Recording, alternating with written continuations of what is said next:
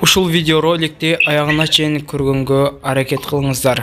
Жана видеонун алдыйындагы бармакчаны басып, подписаться деген кызыл жазууну басып, жанындагы коңгуроочугунда баса кетиңиздер.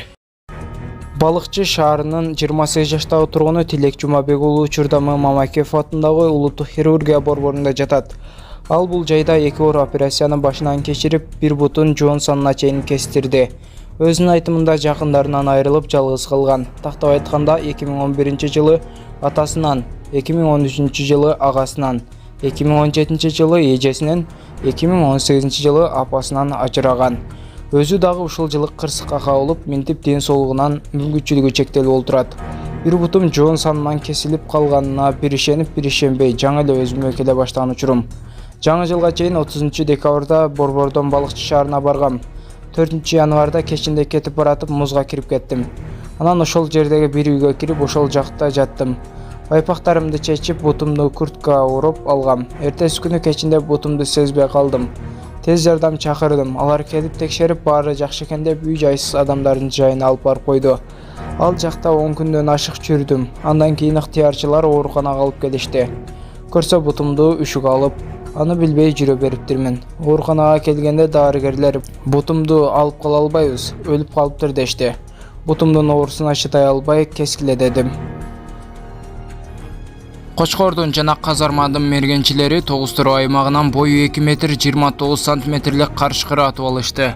Бул тууралуу мергенчи Эсен Алымбаев билдирди. Эртең менен Казармандык жана Кочкорлук 2 мергенчи Адилет Сейитказиев, Дүйшөн Калчаев жана мен болуп Тогуз-Туроонун Бердик айылынын Жетимкереге таш аймагынын жогору жагындагы Карайлама деген аскадан 740 метр алыстыктан атып алдык.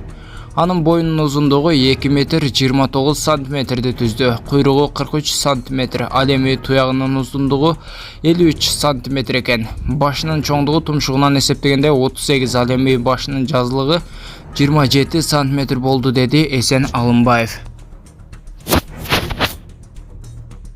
Буга чейин Кыргызстанга оң рулдуу унааларга уруксат берүү маселеси көтөрүлгөн. Ага өкмөт башчы Акылбек Жапаров каршы экенин билдирген. Кыргызстандагы 1 миллион 150 миң автоунаанын ичинен заводдон чыкканына 5 жыл болгон, машиналардын саны болгону 5800 экен. Өлкөдө жаңы унаа жок дегенди түшүндүрөт да. 15 жыл жана андан мурун чыгарылган унаалар 1,1 миллион экен. Биз жалаң эски техниканы гана чогултуптурбуз. Эгер оң рулдууларга уруксат бере турган болсок, Казакстан, Россия, Беларустагы эски унаалардын баары бизге толуп калат, деген Жапаров.